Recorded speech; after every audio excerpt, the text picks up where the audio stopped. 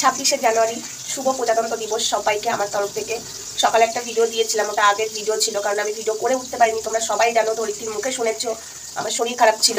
তো যাই হোক, আমি এখন বাড়িতে স্নান করেছি, সুস্থ একটু হয়েছি, বাট পুরোটা ক্লিয়ার হয়নি। কারণ তোমরা দেখেছো আমার লাইভে বলো, ভিডিওতে বলো, আমি প্রচণ্ডভাবে কাশছিলাম। কাশিটা এমনভাবে আমার মানে প্রত্যেক বছর শীতকাল এলেই আমার হয়, আর প্রচণ্ডভাবে আমার ঠান্ডা লেগে যায়। আর বাড়িতে তো বুঝতেই পারছো সব কাজই করতে হয় মেয়েদের, আমি বলে না, প্রত্যেকটা মেয়েদেরই সব কাজই করতে হয়।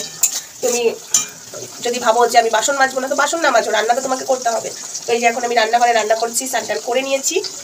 আর একটা কথা বলি, কিছু মানুষ মানে কাল থেকে যাই হোক ভিডিও নেমেছে আমার কাছে, সকাল অবধি খবর এসেছে, ইভেন আমার কাছে হোয়াটসঅ্যাপেও কিছু কিছু স্ক্রিন রেকর্ডিং এসেছে। তো তাদেরকে বলছি, আমি ওই সময় এতটা শরীর খারাপ ছিল, তখন আমি লড়ে গেছি। আর এই পরিস্থিতিতে আমি কালকের দিনটা গ্যাপ দিয়েছিলাম। আজকে একটা কথা বলি, হয়তো আমি জোরে জোরে কথা বলতে পারবো না, হয়তো আমি যেটা 6 মিনিট 7 মিনিট করছিলাম সেটা হয়তো কন্টিনিউ আমি করতে পারবো না, 3 মিনিটও ভিডিওটা ছেড়ে দিতে হবে, পারবো না বেশি কথা বলতে। বাট একটা কথাই বলতে চাইছি, সোমা তো সোমা আছে, সোমা ওয়ার্ল্ডের সোমা থাকবে, আর প্রতিবাদও করবে, প্রতিবাদের ভাষা বন্ধ হবে না। তো যাই হোক, এখন আমি বেশি কথা বলতে চাইছি না, আমি এখন রান্না করছি। এই যে ভাত হচ্ছে, আর এদিকে একটাই রান্না হবে, মানে সিমটা ভেজে নিয়েছি, আর কিছু করতে পারছি না। আর এই যে একটু মাংসের ঝোল করব, ঝোল খেতে হবে, গরম গরম ঝোল। মাছ আনতে গেছিলো, মাছেরই ঝোল খাওয়ার কথা ছিল, তো মাছটা আজকে বাজারে যে মাছ উঠেছে সেই মাছ আমি খাই না। আর ছোটো মাছ ধুতে পরিষ্কার করতে একটু টাইম লাগবে বলে আমার বর বলেছে চলো মাংস এনে দিই। তাও আমার সব কেটে বেটে সব রেডি করে দিয়েছে, আমি শুধু দাঁড়িয়ে দাঁড়িয়ে রান্না করছি স্নানটা করে। তো চলো পরে কথা বলছি, বেশি কথা একটা না বলতে পারছি না, অনেক কিছু বলার আছে। আসছি, রান্না করছি আর রোদে একটু করে এসে দাঁড়াচ্ছি। জানো আমাদের বাড়ির সামনেটা এখনো রোদ আসেনি, রোদ এলে চেয়ার নিয়ে বসবো, কারণ আর ঠান্ডা লেগেছে, তখন রোদটা লাগাতে হবে। প্রচণ্ডভাবে ঠান্ডা লেগেছে, স্নান করেছি, চুলটা শুকাতে হবে রোদে। বাড়ির সামনে একটা রোদ এলে চেয়ারে বসবো। এখনও রান্না হচ্ছে আমার। কি ঠান্ডা! আর এই সময়টা ঠান্ডা গরম। কালকে অর্ধেক রাতে প্রচণ্ড ঘেমে গেছিলাম, মনে হয় জ্বরের ট্যাবলেটটা খেয়েছিলাম, জ্বরটা ছেড়েছে, ঘাম আসছিল, তখন মনে হচ্ছিলো সব ঢাকা খুলে দিই। আমার কথা তোমরা শুনতে পাচ্ছ? এডিট করার সময় সাউন্ডটা একটু বাড়িয়ে দেবো, কারণ আমি জোরে জোরে কথা বলতে পারছি না। আর এই জায়গাটা অনেকক্ষণ রোদ থাকে, এই ছাদিম গাছের এখানটা প্রচণ্ড রোদ থাকে। আর আমাদের ওই জায়গাটা মানে সকাল 10টা থেকে রোদ আসে, 11টা 11:30 থাকে, 12টার পর রোদ চলে যায়। দুটো নিম গাছ আছে, ওই নিম গাছের ছায়া পড়ে যায়, আবার একটু বাদে রোদটা আসবে, 3টে নাগাদ রোদ চলে আসবে, তখন একটু বসবো চেয়ারে।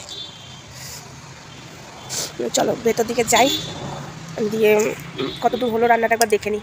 কলাটা এমন খড়খড় খড়খড় খড়খড় করছে। আরও নতুন খবর শুনলাম, দেখো যে যেমন তার কুটুম কিন্তু ঠিক তেমনই হয়। কতক্ষণ আর ভদ্রতার মুখোশ পরে থাকা যায়, তাই না? ঠিক মুখোশটা সামনে চলেই আসে, শুধু কথায় কথায় বলে না মুখের কি ভাষাও, কিন্তু ইনি যে কী জিনিস। তো চলো পরেই বলছি বসে বসে, আর দাঁড়িয়ে দাঁড়িয়ে বেশি কথা বলতে পারছি না, একটানা একটু তোমাদের সমস্যা হবে কদিন আমার ভিডিও দেখতে, মানে একটানা কথা বলতে পারবো না। তো একটু কষ্ট করে দেখো, কারণ তোমরা আমাকে ভালোবাসো আমি জানি। অনেককেই ধরিত্রীকে জিজ্ঞাসা করেছো, ধরিত্রী আমাকে বলছিল কাটা ফল।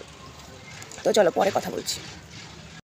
খেয়ে দিয়ে আবার এখানটাতেই এলাম, এখানটায় রোদের তেজটা আছে, ওখানটায় রোদের তেজটা নেই, গাছের হাওয়াটা দিচ্ছে বলে ঠান্ডা লাগছে প্রচুর, তাই এই রোদেই এলাম আমি, যেখানে কিছুক্ষণ আগে ভিডিও করছিলাম। দিয়ে তারপরে গেলাম, রান্নাবান্না হয়ে গেছিলো, খেয়ে দিয়ে আবার এই এলাম। তো যে কথাটা আমি বলতে চাইছি সেটাই বলি, বেশি ভাট না বকে, কারণ বেশি কথা বলতে পারবো না। অনেকে অনেক কিছু বলেছে, পাঠাও লাইভে বলেছে, 63 বুড়ি অনেক কিছু বলেছে, ইভেন আর একটা ভিডিও এলো দেখলাম, তো সেটা দেখবো অবশ্যই। শরীর খারাপ ছিল অতিরিক্ত বাড়াবাড়ি, তো একটু কমেছে, একটু একটু করে আমিও দিতে পারবো। আমি আমার কন্টেন্টের দিকেই ফোকাস রাখি, কিন্তু মাঝখান থেকে এই যে কটকটি রাক্ষসী দেখো, এ আমার কন্টেন্ট নয়, বা একে নিয়ে আমি ভিডিও করতে চাই না, কিন্তু যখন মাথার উপর দিয়ে জল চলে যায় তখন তো আমাকে বলতে আসতেই হবে। তো একটা কথা বলি, অনেক কিছুই বলছে, তপন পালকে নিয়ে বসছে, পিঙ্কি পালকে নিয়ে বসছে, রিমিকে নিয়ে বসছে, তো বসতে বসতে ইনডাইরেক্টলি এখানে ঠুকছে। তো আজকে তার মুখোশটা একটু খুলি। এই বিস্কুটের প্রিয় দিদি, বিস্কুট কুত্তার দিদি, কুত্তার দিদি কটকটি রাক্ষসী ডাইনি রক্তচোষা, হ্যাঁ মানে কী বলবো, ওষুধ চুরি করে বেড়ায়, কোনো লেভেল নেই বলে কার সাথে যোগাযোগ করছে জানো? আরে ঝি আছে না, বং ঝি, হ্যাঁ বং ভেন্ডির সাথে যোগাযোগ করেছে আমাদেরকে দেওয়ার জন্য, মানে ও একা পারছে না। এটাও বরাবরই করতো আমার এগেনস্টে, আমারই মানে বান্ধবীর সাথে ঝগড়া লাগিয়ে দিচ্ছিল, ভাঙন ধরাচ্ছিল।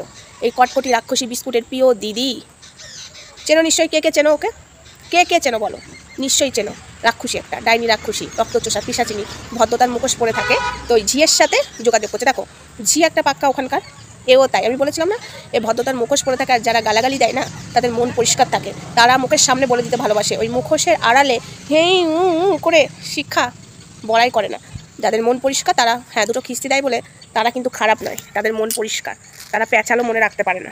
যেমন ধরো আমার যেটা মনে হয় আমি সেটাই বলে দিই। হ্যাঁ কিছু কিছু ক্ষেত্রে কিছু কিছু জিনিস বলা যায় না, তাই বলে নাটক করি না, অভিনয় করি না। এবার আসি, এই ঝিয়ের সাথে যোগাযোগ করেছে আমাদের এগেনস্টে নামাবার জন্য। ঝিকে দেখ কটকটি রাক্ষসী বিস্কুটের প্রিয় দিদি, জানতে পেরে গেলাম। কদিন আগে আমি যখন ভিডিও নামাচ্ছিলাম ধরিত্রীকে ফোন করে করে বলছিলিস না, ধরিত্রী সোমা কি ভিডিও নামাচ্ছে, সোমাকে আটকাও বিস্কুটের মানে এগেনস্টে ভিডিও নামাচ্ছিলাম। ও ধরিত্রীকে মাথা খাচ্ছিল আর ধরিত্রী আমাকে বলতে ছেড়ে দে ছেড়ে দে।